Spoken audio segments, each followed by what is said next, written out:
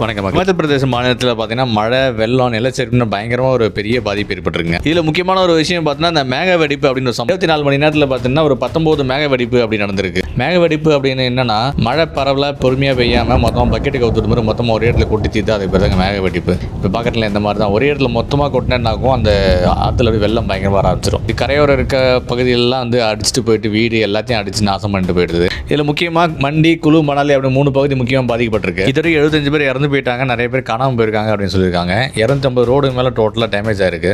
மின்சாரத்துக்கான transformer, அந்த தண்ணி விநியோகத்துக்கான pipe line எல்லாம் உடஞ்சி கிடக்கு அப்படின்னு சொல்கிறாங்க. இதுவரைக்கும் நடந்த சேதத்தோட மதிப்பு பார்த்தீங்கன்னா 400 to 500 கோடி அளவுக்கு இருக்கும் அப்படின்னு சொல்கிறாங்க. 20ஆம் தேதி ஆரம்பிச்சு இது வரைக்குமே மழை கொட்டி தீர்த்துட்டு இருக்கு. ஒரு வாரத்துக்கு ரெட் அலர்ட் கொடுத்துருக்காங்க.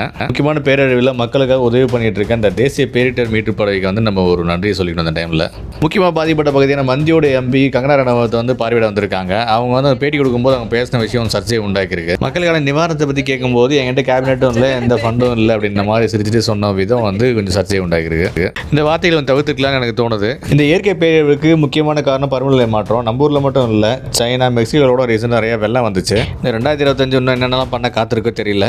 பார்க்கலாம் மக்களே. நன்றி.